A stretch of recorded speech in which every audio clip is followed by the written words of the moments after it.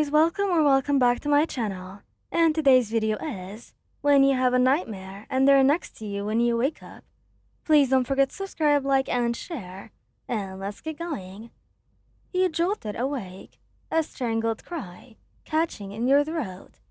Your heart hammered against your ribs, a frantic drumbeat echoing in the sudden silence of the room.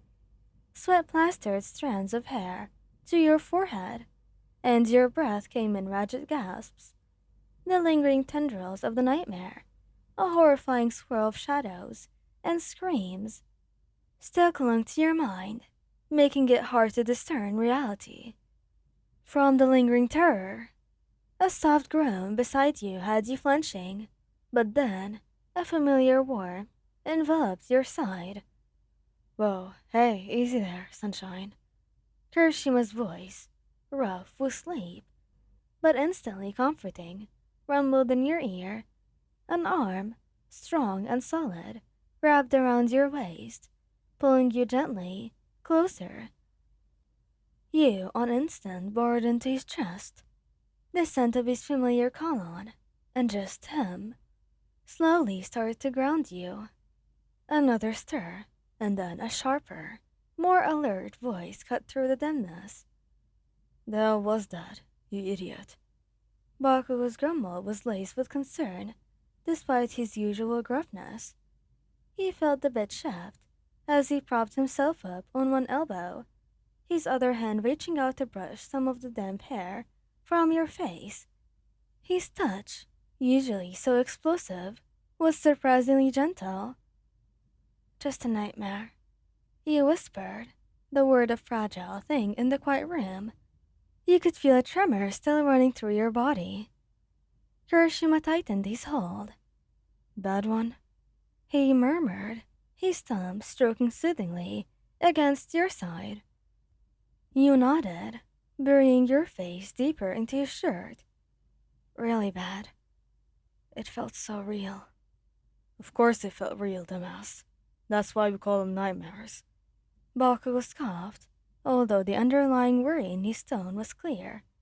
He moved closer, the warmth of his body a comforting presence against your back.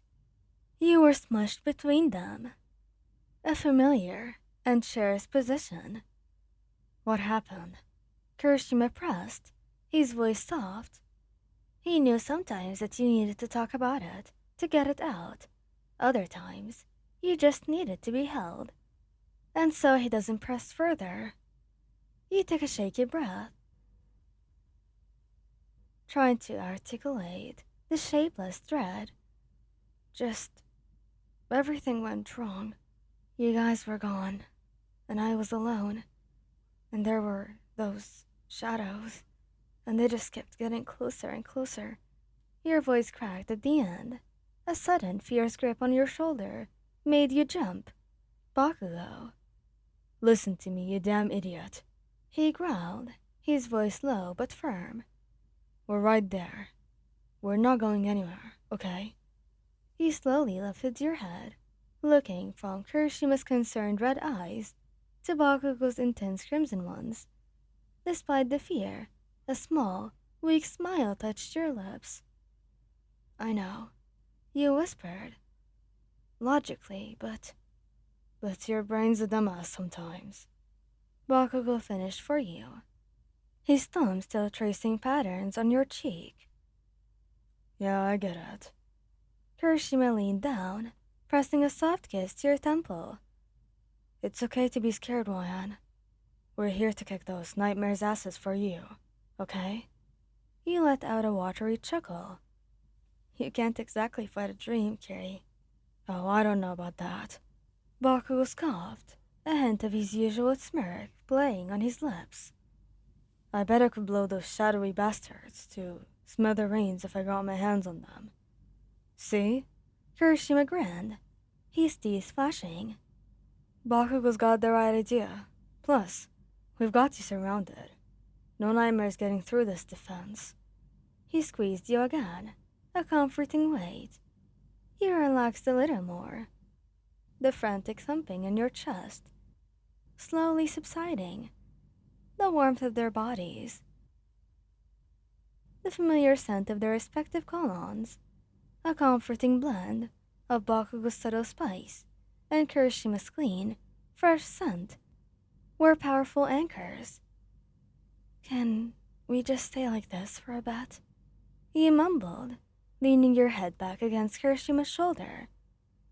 We aren't going anywhere, Bakugo stated, his voice even softer.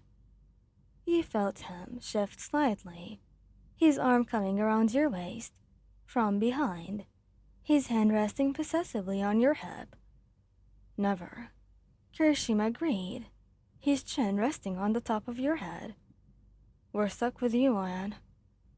For better or worse, even for the nightmare times. You closed your eyes, letting their presence wash over you. The terror of the dream began to recede, replaced by a profound sense of safety and love. You could feel Kirishima's steady heartbeat against your back, and the warmth of Bakugo's hand on your hip was a reassuring constant. Thanks, guys, you whispered, your voice thick with emotion.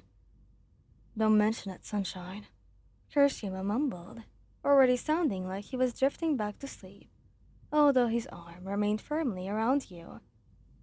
Just try to get some damn sleep in that head of yours, Bakugo grumbled, although he felt him pull you a little closer, his breath warm against your neck. And no more screaming, got it? My beauty sleep is important. He smiled, a genuine, relieved smile this time. Even in his teasing, he was showing you how much he cared about you. Yeah, I got it, Katsuki, he murmured. He laid there for a long time, listening to the gentle rhythm of their breathing, feeling the rise and fall of their chests against yours. The fear had completely dissipated, replaced by a deep, comforting calm.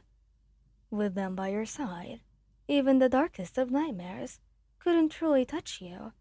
You were loved, safe, and you were home. Thank you guys for listening to this video. Also, just wanted to know how you guys deal with nightmares as well, because all I do, to be honest, is wake up and just hold my phone, or just scroll through some reels or YouTube shorts.